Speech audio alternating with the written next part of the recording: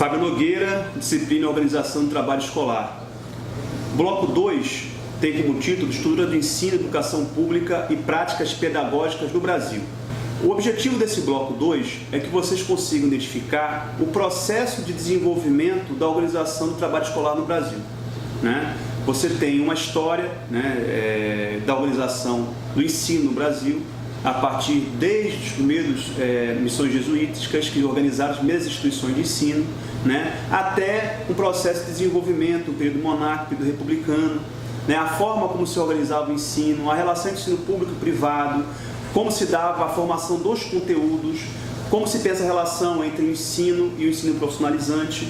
Quer dizer, existe um conjunto de questões que dão conta desse processo de desenvolvimento que a gente vai buscar trabalhar no bloco 2. Vamos trabalhar com o José Carlos Libânio para entender justamente o processo de desenvolvimento histórico, as diferentes etapas, para entender como a organização de ensino se dá no Brasil, né? Você tem uma perspectiva de um ensino público, né, e a relação com o ensino privado. Há um debate sobre o processo de centralização do conteúdo e a descentralização de quem seria a responsabilidade pelo ensino, se da esfera federal ou dos estados e municípios, né?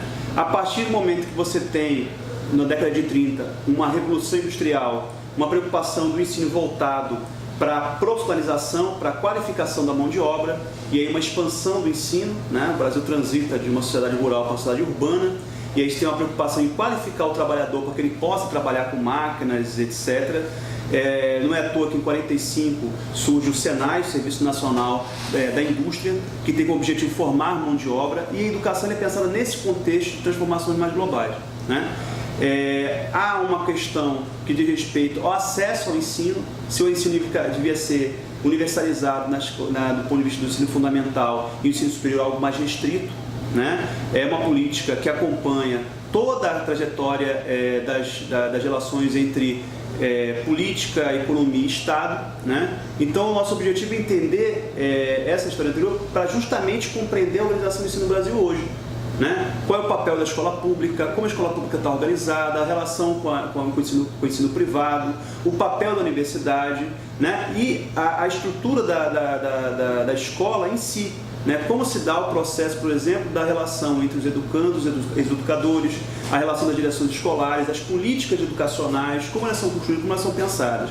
Então, para que vocês possam se apropriar desse conjunto de questões que inclusive vão auxiliar no desenvolvimento com profissionais, né? Então, o objetivo do bloco 2 de alguma maneira, analisar a trajetória histórica e, com base nisso, tentar identificar como se deu o processo de organização do ensino no Brasil no dia de hoje.